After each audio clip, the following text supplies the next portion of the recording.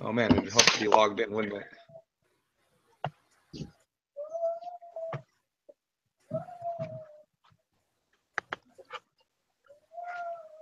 Hang on.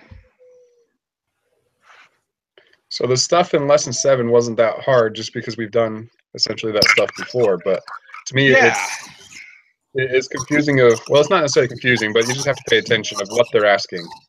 Yeah. Are they asking lesson 5? Are they asking lesson 6? What are they asking? Oh, yeah. That's kind of how I felt too.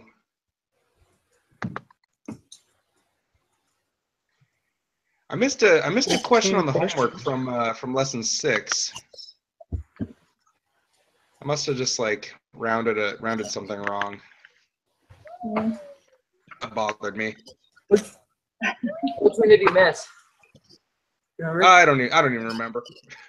Obviously, I'm not that bothered. Fair enough.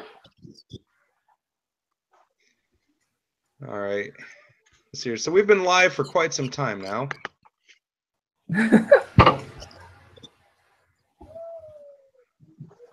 Just hang on, I'm still pulling this up.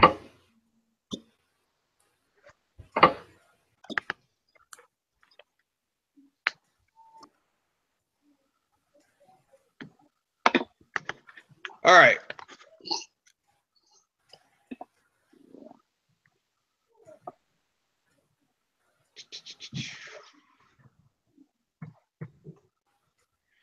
So Mac, is your profile picture from your mission? It is, yeah.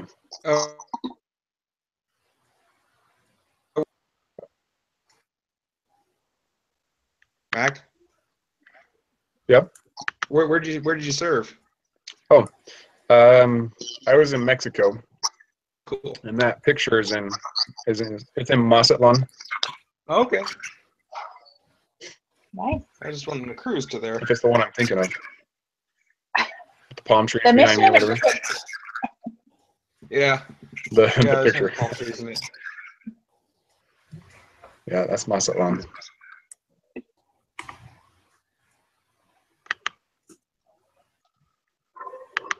Okay. Does everybody have the quiz up? Yep. I'll take question 4 if you guys are okay with that. Yeah, hang on a Or second. question 3. Let me get the normal probability applet open up. All right.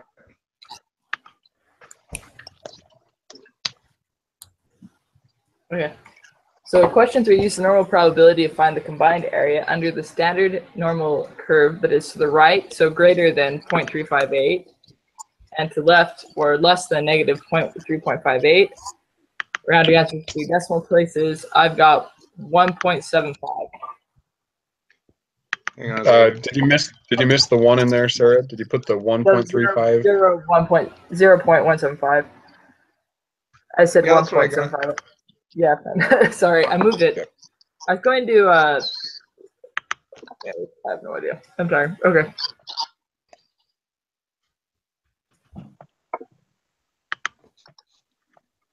So it's 0.175? Yeah, 0.175. There we go. Cool. Okay, I'll take 2, and that will kind of keep us in the same order that we've been going historically. We are nothing if not consistent. Which of the following will have a smaller standard deviation if 9 observations are randomly drawn from a population? And I'm going with B, the distribution of the sample means. Is that correct?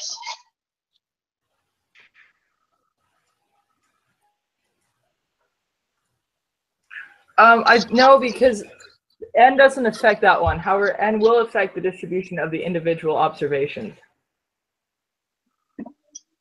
Which of the following? Let me.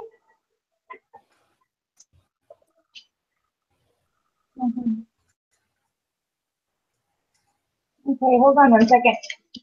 I was drawing out from my notes. I want to see where I got it. I could also be wrong, but I'm pretty sure it's the latter.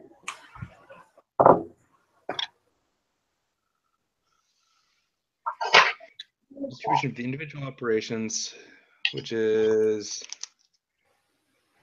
Sigma over n.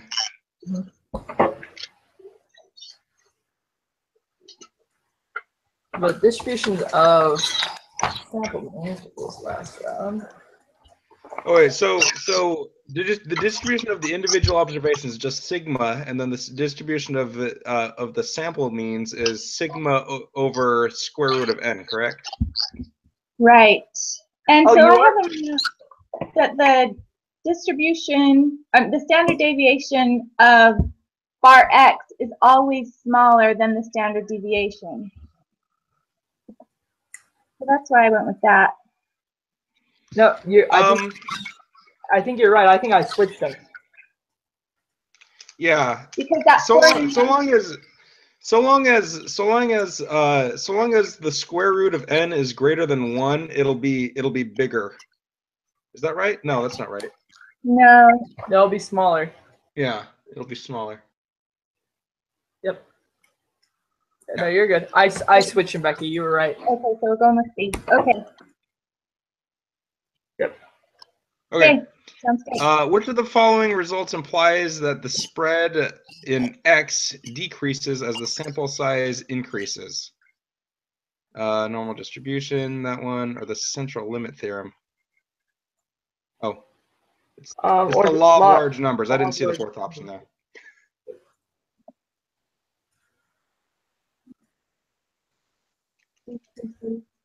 Is that the central limit theorem, or is it the law of large numbers? I'm pretty sure it's the law of large numbers. Hang on, let me go get my iPad. Law of large numbers.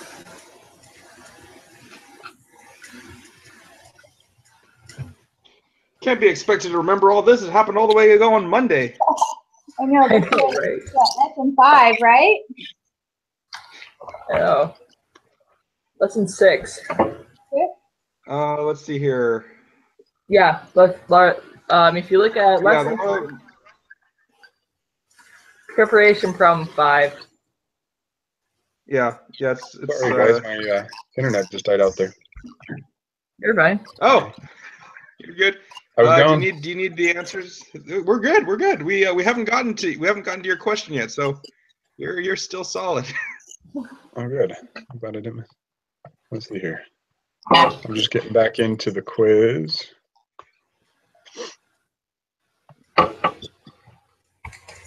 Well, that's good to know. If your quiz ever dies and you save stuff, it saves it as you go along. So there you go. Oh yeah. All right. So number 4, did we determine on number 4 the distribution of the individual observation X? Is that right? No, we decided the distribution of the sample means. I flipped them. Fortunately, we have Becky. Oh, my one save. Woo! I know, you'll have many saves. That's why we like the group quizzes. Oh, no. Okay, preparation for lesson 6, number 5. The central limit theorem states that if the sample size is large, the sample mean will be approximately normally distributed. Yeah. If you look at 5, the law of large numbers. Yeah, law of large numbers tells us. Hold on. There I am. You're right. Yep. Yep. Okay, there you go. Yeah. Law of large numbers. Yeah, it's the law of large numbers. Spread as a sample will increase. Yeah. Yeah. All right. That means that you are up for number 6 there, Mac. You got it. Thank you. Scores on the quantitative portion of the GRE are approximately normally distributed with mean of 150.8 and standard deviation of 8.8. Diane earned a score of 160. What is the z-score corresponding to Diane's score? So we're just going to do the sample there. So 160 minus 150.8 all over 8.8 gives us an answer of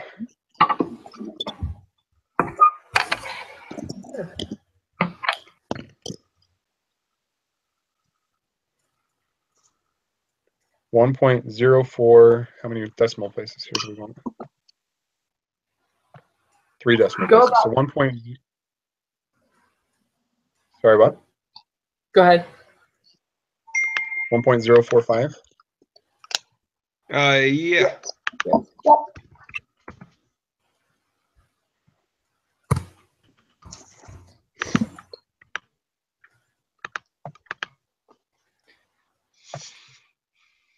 Okay. Oh, now we can go. So what's probably somebody will score higher than that? So we can go to the 1.045. Put that in as our z-score. And everything to the right tells us it's 0.148. Yes. Okay. Yep. We good for 8? We ready for 8? Yep. Okay. Oh, some other gun. A random sample of 5 students was selected to take the GRE. Their scores are 160, 175, 163, 149, and 153. What is the z-score corresponding to the sample mean of these students' scores? So I'm thinking that I need to use the formula z equals bar x minus mean over standard deviation divided by the square root of n. Yeah? Yes. So Yeah. that Are we was using the same 8.8 standard deviation, or do we have to calculate it from the ones that they gave us? No, we use the standard. If it's normal, then it should have the same standard deviation. Okay.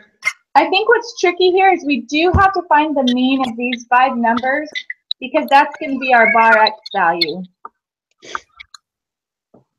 That's Right. funny. Are you kidding me?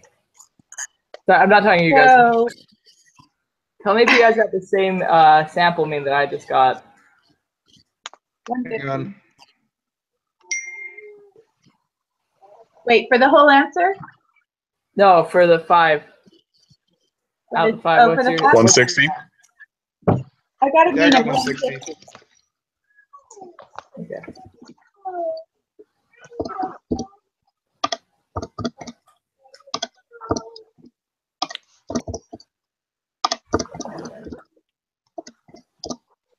Oh, 160. Woo, my math was wrong. 160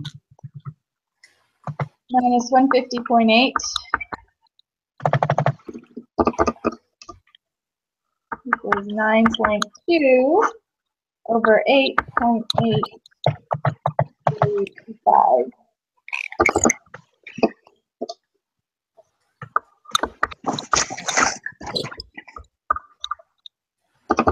It's the square root of 5, correct? Yep.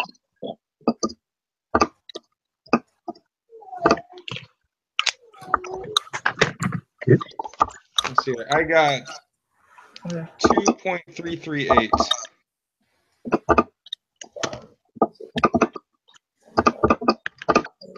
2.338. That's what I got as well. That's what I got. Cool. 2.33. Oh, 2.338. Is that what you guys all said? Yep. Yeah. Okay, good. All right. What is the probability that 5 randomly selected students will have a mean score that is greater than the mean achieved by the students in the previous sample? Hang on. So we go over here and put 2.338 in here. I came up with 0.01. 0.01. 0.01? 0.010, but yeah. Oh, it says 4 decimal places on this one. Round to 4 decimal points. Okay, so 0.009 or 7. Got a 9er in there. You just put that into the applet, right? 0.00. Yep, Yeah. got it. You talking on a walkie-talkie? Yeah, 9er.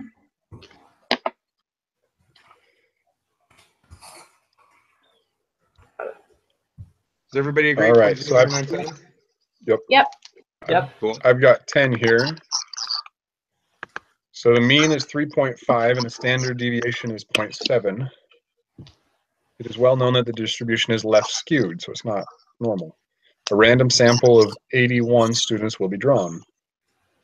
Since it's a high sample, it'll then become normal. Yeah. What is the shape of the sampling distribution? Oh, there we go. Nice. Approximately normal. Yep. Hold on. Yep. Oh, hang on a second. Is that the standard? Are they asking for the sampling distribution or the sampling mean distribution? Either way. For number 10? What is the shape of the sampling distribution? Okay, never mind. It's approximately the normal. My bad. Yeah, the mean of bias is always equal to the mean if those two things are true. One of two things, right? That it's the parent population is normal or it's a high. Yeah. Mhm. You have for the purpose of this class, the research is done with a group of 30 or more. Yeah. Okay, so question 11. What is the mean of distribution of the sampling distribution for all possible samples of a size 81 that can be drawn from the parent? Oh, that's, what is it, 3.5? Yep. Who's the mean? Yep. Yep, 3.5. I like that question. It's my favorite. Okay. All right, 12. What is the standard deviation of the distribution of the sample means for all possible samples of size 81 that could be drawn from the parent population? So here we need standard deviation of bar x. So it's 0.7 divided by square root of 81. Wait. So 0.7 divided by 9. Oh, yeah, you're right. Is that right? Yeah, so Yeah, 0.7 0.7 divided by 9. 0.077 infinity. Let's see here. It's 3 decimal places, so 0.78. Oh, yep. Nice. All right. What is the probability that a GPA of 81 randomly selected from BYU students will be less than 3.3? All right. Okay. So let's do our fancy stuff here. All right. So it's 3.3 minus 3.5 over 0.078. Correct? Do 0.77777. For these calculations, do not use your rounded answers. Okay. Just to save you guys some 3 drama. minus 3.5 over, let's see, that's 0.7. 0.7 divided by another 9, actually. It's just what we're dividing it by since it's the square root of 81.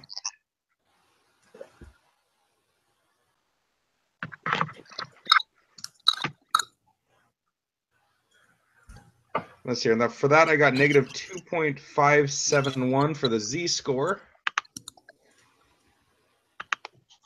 Which is all we're looking for, right? Oh, no.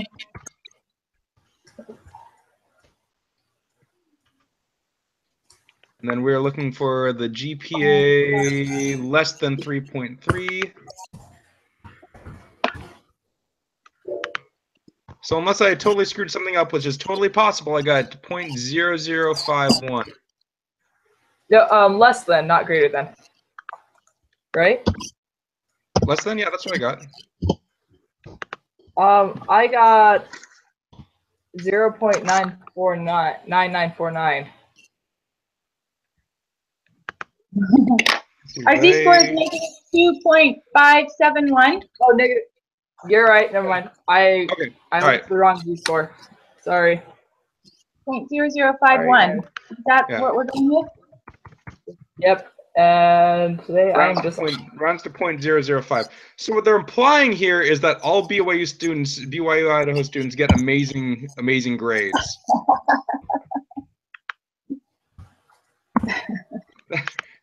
That's pretty generous. I'm sorry. They're trying to build this up. Yeah. Build this up. So on 14, I think we could use that Oh, that same applet we just created, but just highlight the right side instead of the left side. yeah, that's the problem I was talking about. Or subtract that from 1. Yeah. But 0.995. Shouldn't it be the same answer, 0.005? No, it's the greater than, so everything's highlighted, but the part that was just highlighted. The big middle as far as the right. So 0.995. 0.05. And then if you go with the rule that makes things simpler, it's just the reverse of the question before, so we could just minus the question before from 1. Yeah. Which is what I think Matt or Mark said. I missed. Yep. Who said it? Who's being a clever pants? Okay. That was Captain Mark. 0.995? Yes. Yep. Oh, okay. Now we have.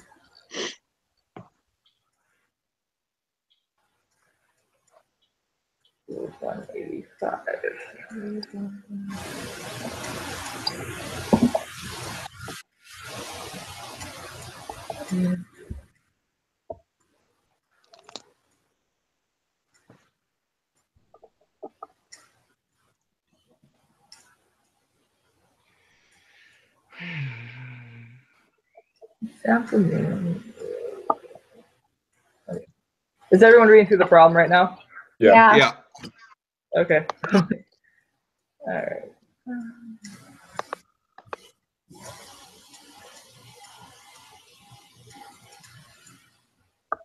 Okay. So what do we put in as a z-score for an extreme? Well, so ignore the extreme part. I think that's what's going to confuse you. So find the probability that a random sample will be more or less than that. Okay. So is this where we do our null hypothesis and what's the other hypothesis? Don't we just find the z-score, then the new z-score, and plug that in and take the left and right areas? Yeah. Is that what it's asking us to do? So the equation that I've got right now is 185 minus 177.6 over 26.7 over the square root of 48. It should be the 177.6 minus 185. Other way around? Yeah. Okay. Yeah.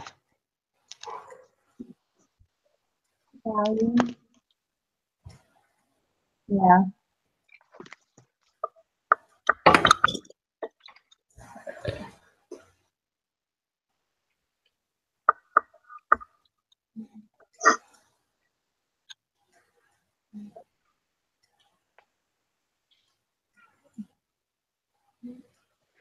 One 177.6 minus 185 over 26.7 over square root of 48.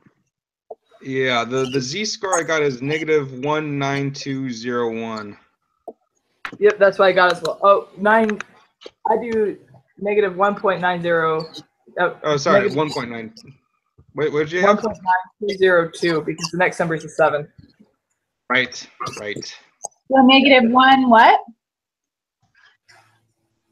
Negative 1.920.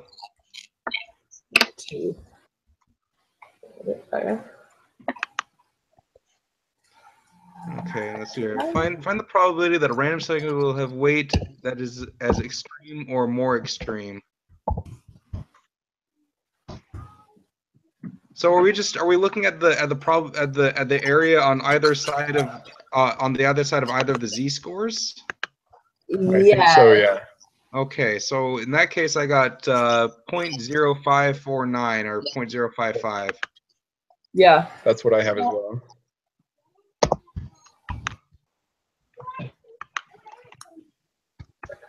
A very poorly worded question. Yes, it is. That's the biggest stumbling block for me is the wording. It's so circuitous. No, it's true. Everyone ready to submit their quizzes? All right. Yep. All right. 3, 2, 1. Yay! Still submitting. I'm still waiting for BYUI.Brightspace. Oh, we love Brightspace, don't we? 100%. Good job. Nice. Good job. We're still processing. Well, Da, da, da, da, da, da. Sorry, I was off, guys. Cool. No, we got there. 100%. That's all that matters. That's the goal. Good job. All right. Well, Cool. we'll see you guys next week. Yep. All right. I'm gonna go ahead and stop. Hey, what did you guys now. think? Yeah. What did you think of the question that I emailed out? Was that? Oh, I haven't had a chance to look it over yet. I will do that and respond to it today. Okay. All is well. So here's Mac. I was looking at it, and here's my only concern with it. Is are we asking people if they have adequate life insurance? Are we just that's what our with giving them how much their insurance they should have? Is that what we're doing? I think so. I think that's just Okay, so yes or no. Do you have adequate? Yes or no? okay, perfect. I like it. Okay. All right, and then are you guys okay if I will? Are you guys okay if I email Professor Bennett with this question and see if it's got his approval? Yeah. Let me. Could you wait till tomorrow so Becky and I can look over the question real quick? Oh yeah, no, we can wait till tomorrow. Sorry. Yes, we can wait till tomorrow. You haven't read it either, have you, Becky? I'm looking at it now. Okay. Yeah. I tried to just make it as simple as possible, just a yes or no question, so there's not too many outliers and variables and other things. But yeah. Questions do we need to know the demographics of who we're getting it from, like male or female or ages or anything like that? Yeah, we can throw demographics in there for sure. Shoes. And we just have this is the main question. That's what we get passed off first, just the main. That's our main question. And we can do the demographics, and we can use the demographics to infer about what time people are averagely getting enough life insurance, and then make sure that we are on track to do so. Okay. Okay. Does that sound like a plan for what our inference and takeaway is on that? Mm-hmm. Yep. Okay. Then I'll let you guys look over it. Matt, if you guys have any thought about it, then tomorrow I'll send an email to Brother Bennett, seeing what his feelings are on it. Okay. It would also be interesting to see how many people got their life insurance through their work versus through private companies. Oh, that would work well too, because I mean, if we could also look at whether or not going through work is going to get you adequate life insurance, or we need to plan on getting extra beyond what our work provides. Ooh, I like that, because that makes it really applicable, right? If you're looking for a new job or exactly, it makes it okay. No, let's try that. Are you guys okay if I email that? Do you guys still want time to look over it, or are you okay if I email that? No, I looked it over. The age demographics and the work thing are the only comments that I would have. Okay. After we get off, I'll send everyone an email with what I'm going to email. Okay. That makes sense. And then as long as you guys are okay, then I'll shoot it to what's it called? Then I'll shoot off to Brother Bennett. What's his bucket? Yeah, Brother Bennett, and see if he's okay with that as a research question. Because if we can start designing it now, then I mean, let's save ourselves the drama of last 4 weeks of the semester.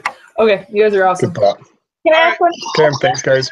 Any pointers for the test coming up, Sarah? What? Any pointers for us for the test coming up?